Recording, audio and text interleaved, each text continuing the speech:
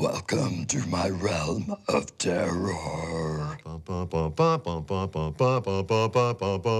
Diablo to me is atmosphere wrapped with action. Constant action. Diablo is stories. Diablo is loot. Magic loot. Cool loot. Fat loot. Diablo is the ultimate Epic. Dark. gothic Scary. fight between heaven and hell.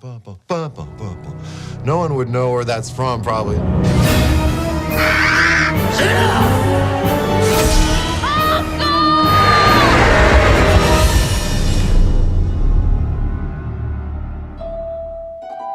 Diablo was a new style of game for us. Before Diablo, the idea of this fast-paced, real-time RPG didn't really exist. Blizzard's making an RPG. Why would you do that? RPGs are dead. It was pitched as a turn-based RPG, get ready for it, done in claymation. A lot of things that people take for granted now, like great 3D graphics, were things that you didn't have back then. You had to be very creative with different ways to make the game. We had really decided to do something sort of, brash. We want to take the twist of turning a turn-based role-playing game into a real-time role-playing game. And it made it fast-paced, it made it immersive. It wasn't something that you would have to invest millions of hours in because you're trying to answer the questions of this story that's going on. You invest millions of hours in Diablo because it's fun to play. Who doesn't remember some of their best boss fights? My favorite boss fight is Belial. Belial. Duriel. Malthael. The Butcher. The Butcher. The Butcher. The Butcher. Fresh meat. Fresh meat. Like, what was that? And this guy comes out, chop, chop, chop. Our initial instinct was, let's hide it kind of deep in the dungeon. And Alan Adham said, no, let's put it right at the beginning. So everybody who plays this game is going to experience that right away, and it'll set the stage. We want you to feel a little bit nervous, a little bit scared. It's not a comfortable experience. The core of the Diablo experience is that terror or that horror that's there. There's really two stories going on. There's the story of the game. Titanic forces heaven and hell against you. Story of the ascent of humanity. Continuing to strive to achieve something against some pretty terrible odds. And there's a lot of hacking demons and stuff. And of course, on the other hand, there's the player story.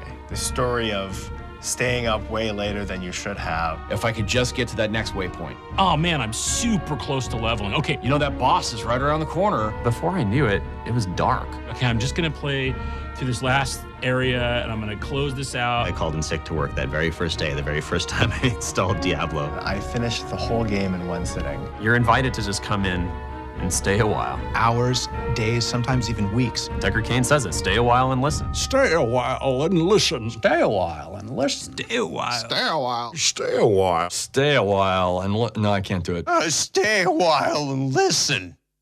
What makes Diablo fun is getting that awesome piece of gear. The first time you saw that amazing item, And it's got the stats you're looking for.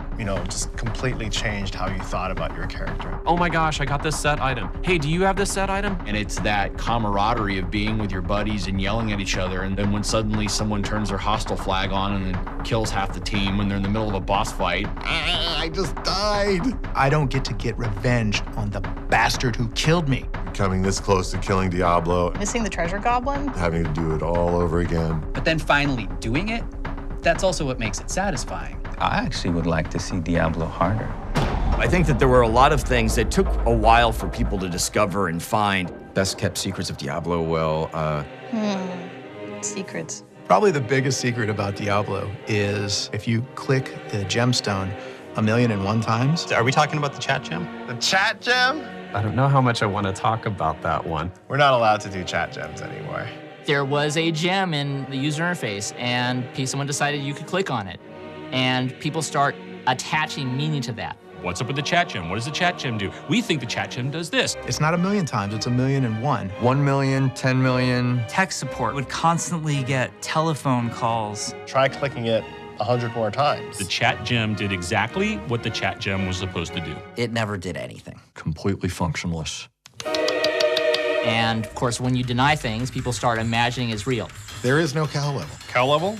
No, I'm sure there's no cow level. Of course there's a cow level. It doesn't really sound very Diablo to me. I know there's the answer I'm supposed to say. I would have to deny all existence of the cow level. I would have to deny the existence of a cow level. I've played the cow level. But it sounds utterly ridiculous. Frankly, I don't appreciate the rumor. Maybe. I think the tone of Diablo really sets it apart from other Blizzard games. Well, Diablo's really our only mature rated game, so I think it gives us an opportunity as developers and also as players to kind of go to some really dark places. It pushes some boundaries. If I remember, there were a few countries where we didn't get to release. We don't set out to have mature rated, and I don't know that we'll ever do another mature rated game. A mature rating actually carries a lot of weight and a lot of responsibility. It's not something that you want to take lightly and just do because you can, because you're a mature rated game. There's forces of heaven and hell clashing with the mortal world. There's going to be some bloody noses, guys. Diablo was also the first game on the Battle.net platform. Back then, IT support was pretty wild, wild west. There was one person working on Battle.net. As a fledgling IT guy, it made it very interesting because I was used to the interaction in the office of, oh yes, let me help you with your computer. And then it was there's a machine in a room, and if you turn that off, 10,000 people just lost their game.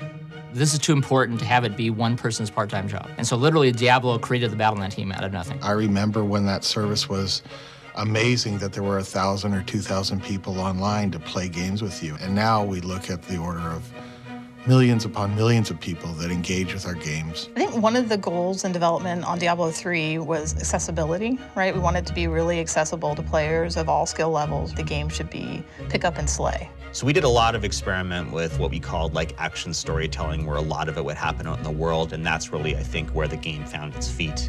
I think Diablo rounds out our IPs. It's the alternative music, you know. It's the Radiohead to the Britney Spears. It was a big part of what made Blizzard Blizzard and what grew the fan base for our company. Diablo has a legacy. We're celebrating a 20-year anniversary, and people are still playing this game. Somebody will say, "What do you do?" And I'll tell them I worked on World of Warcraft and now I work on Overwatch. And they'll be like, "Yeah, I don't care about that. Do you know anybody who works on Diablo?" You know, our community is more than just a community. It's part of our family. There's all these amazing stories of how people made these connections. I remember we got a letter from somebody saying like, hey, I met this person playing Diablo, we're gonna get married. I've given a copy of the game to one of my friends every time, and because he's far away, I can only really interact with him at times just to say, hey, what's going on, through Diablo. And I think about that bond, that friendship, like that's massive. We come to work with the best people, and day in and day out, what's our goal? To make things explode in blood and treasure. And I can't think of a better job that you could have, and I'm so excited to come in every day. I just want to say thanks to all of the players. Thank you. Thank you. Thank you. Thank you. Thank you so much. Thank you so much. Thank you for 20 years of Diablo. We'll see you in hell.